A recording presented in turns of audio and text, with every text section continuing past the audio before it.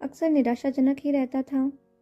अखिल ने मेघा का पैसों के बल पर एक प्राइवेट कॉलेज में एडमिशन करा दिया था। वहाँ पर मेघा की ज़िंदगी में वीरेन आया। वीरेन उसी कॉलेज में अंतिम वर्ष का छात्र था।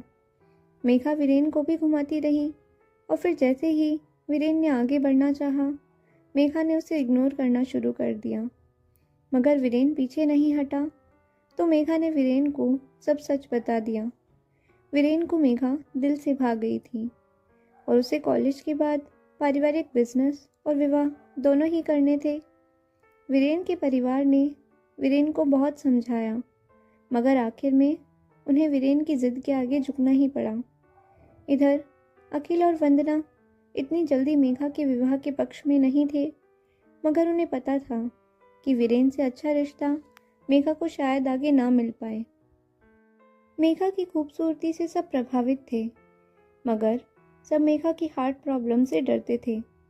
आज मेघा और वीरेन विवाह के बंधन में बंधने जा रहे थे।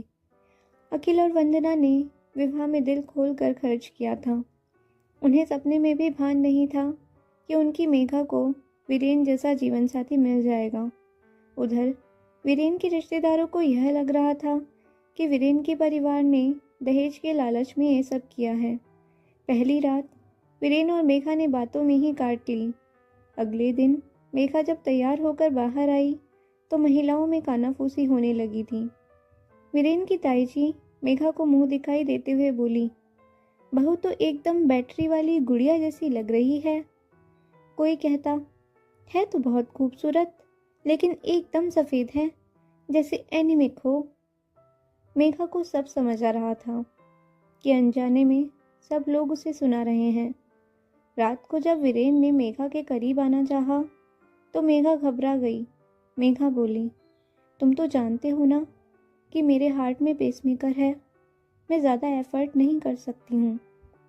वीरेन हंसते हुए बोला, ऐसा कुछ नहीं है पगली, तुम एकदम नॉर्मल हो और सब कर सकती हो। मगर मेघा तैयार नहीं हो पा रही थी।